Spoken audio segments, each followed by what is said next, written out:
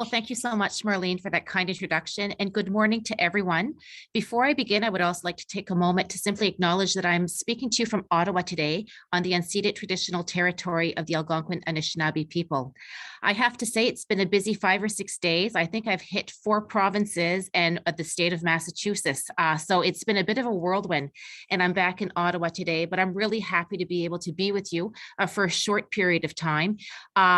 To be frank, I'm really looking forward to meeting all of you in person as opposed to virtually.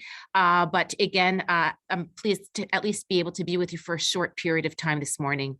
It's a real pleasure for me to join you for your Community Development Forum. And I wish to congratulate QCGN on the presentation of your draft Community Development Plan for English-speaking community of Quebec. The work that you're putting into this plan will be important for my team and also for myself as we begin consultations this spring ahead of our next official language action plan. I'm truly looking forward to making my way across Canada in person to hear from folks on the ground about the realities living in official language minority communities, whether they are in Whitehorse or my home city of Moncton, New Brunswick, or La Gaspé Peninsula.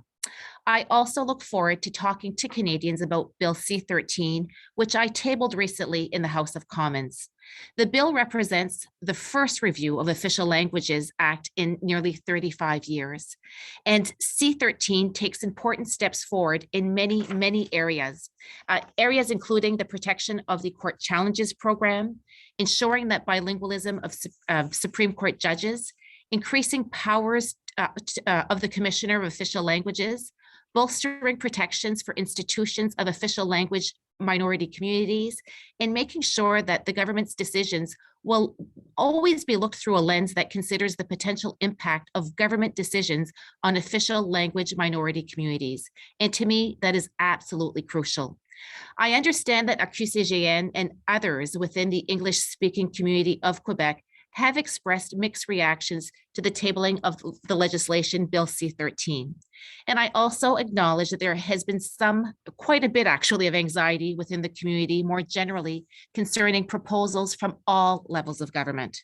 Speaking for the Government of Canada, I want to reiterate that it continues to be our role, my role, to support and defend the rights of official language communities across the country, including English-speaking community of Quebec. We have recognized that French is in decline across Canada and that we will do more to protect it. But as I said, when we tabled Bill C-13, this is not at the detriment or at the expense of your community. Our commitment to support the vitality of English-speaking community of Quebec remains, and your draft Community Development Plan proposes priorities that really line up well with the ongoing work that we're doing.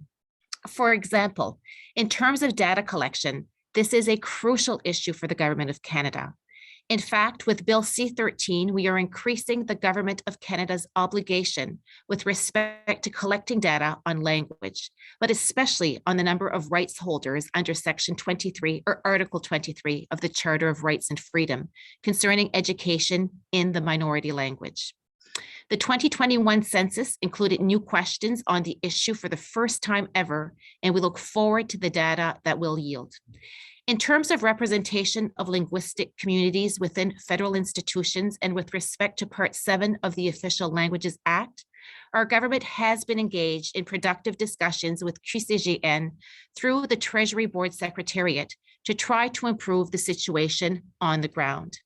This will hopefully lead to positive changes and additional opportunities for the community.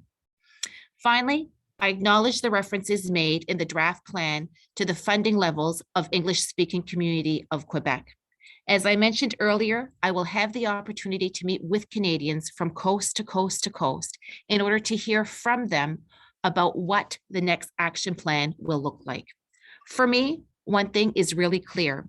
To fully implement the measures in C-13, we will need new resources and new programs to follow. And I will need your ideas and your help to make that happen. Before I end my remarks, I want to thank QCGN for its work in gathering the community for today's forum and for its productive engagement with the Government of Canada on many issues. I truly want to say thank you. It will be a pleasure to continue working with you and working together as we move things forward.